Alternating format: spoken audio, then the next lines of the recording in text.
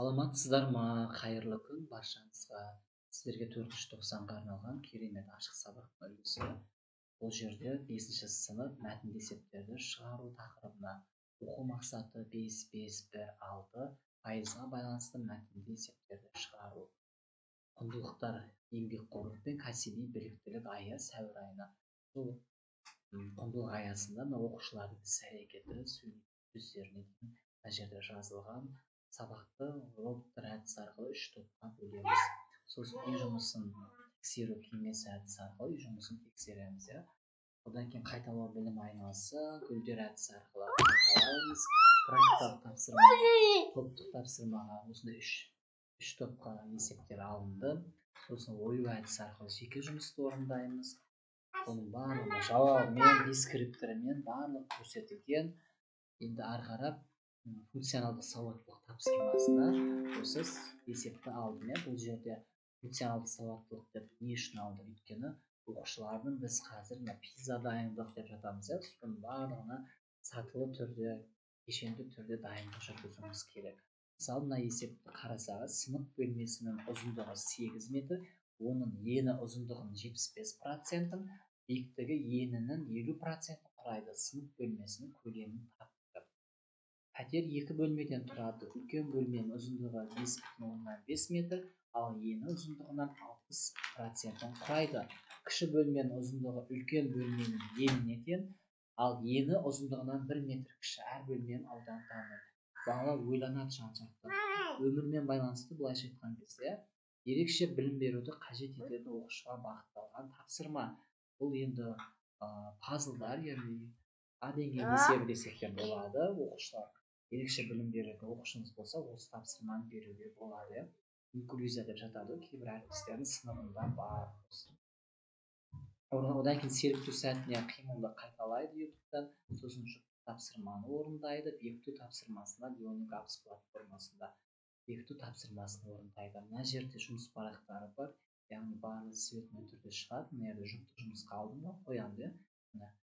Есептер қараңыздар. Трактористерден құралған бригада бір күнде 24 гектар егістік шықты. Бұл жұмыс барлық егістіктің 15% құрайды. Егістік ауданы табыңыз дейді. Мына жерде жауаптары барлығы көрсетілген әріптестер.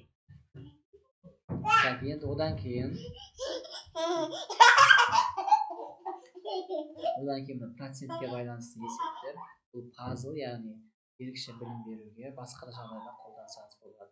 Одан кейін бонус карталар бар. Осы бонус карталар жаңа сұрақтардың ішінде шығады. Өзі қазір көрсетемін.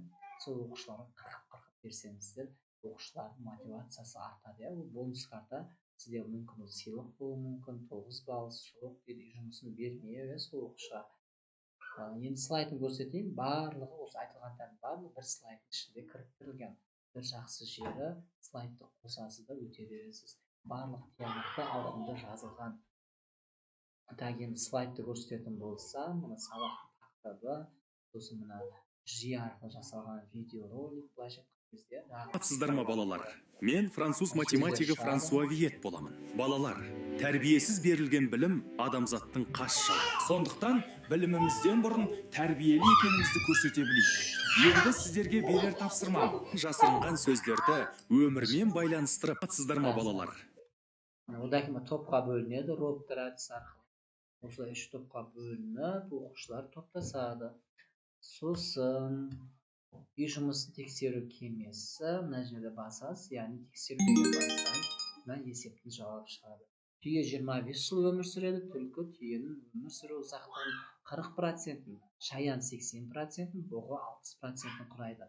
Түлкі, шаян, бұғы қанша жыл өмір сүреді? Одан кейін қайталау білім айнасы, пайыз дегеніміз не? Оқушы осыларды ашу керек, яғни жауап беру керек. Жарты сөзін процент және бөлшек түрінде жаз. 56 санын 25% тап дегенде осылай бүкпет ашылады. Топтық тапсырма, одан кейін топтық тапсырманың жауаптары барлық көрсетілген. Сәлеметсіздер ме, қадірлі оқушылар? Ою-өрнектер бұл біздің халқымыздың рухани мәдениетінің бір бөлігі. Ата-бабаларымыздың даналығы мен өмір сүру салтын бейнелейтін өнер туындылары. Қазақтың ою-өрнектерінде жасырынған сұрақтарға жауап берейік. Осылай жауап сұрақтар шығады.